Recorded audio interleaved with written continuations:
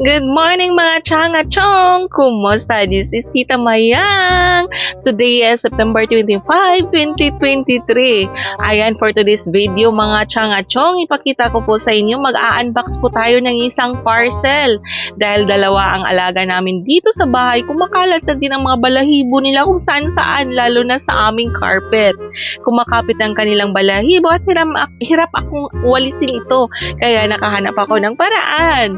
Nakita ko ito mga chang-achong sa TikTok video at napabudol tayo mga chang-achong. Napa-order tayo sa Shopee ng Gabor vacuum cleaner. Bakit kaya kung kapos tayo sa budget or short tayo sa budget, agad naman dumating ang ating parcel mga chang-achong. Yes mga chang-achong, yung pambayad ko sa kuryente kaya binayad ko na sa parcel. Lagot ako mamaya, charot. But anyway mga chang-achong, nag-unboxing tayo sa ating parcel for today's video. Pero bago ka pa sa aking channel mga chang-achong, please pakitap naman sa subscribe button para updated kayo sa mundo ng aking buhay mga chang-achong. Kaya mag-a-unbox na tayo. Let's go!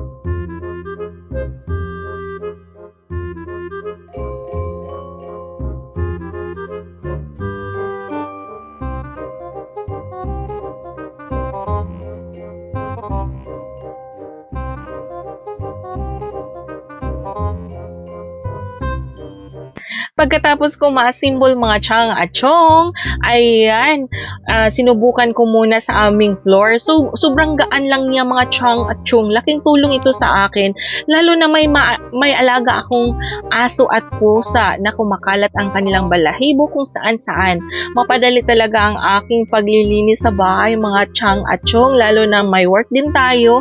Laking tulong ito para mapadali ang ating trabaho. Masaya dito si Lucky nung makita niya ang vacuum. Pero alam nyo ba mga chang-achong, nung ino-on ko na yung vacuum cleaner, agad naman tumatahol dahil sa takot. So ayan mga chong, sobrang bilis niyang gamitin. Flexible lang talaga mga chang-achong. At happy ako na nagkaroon ako ng ganitong gamit dahil malaking tulong ito mga chang-achong.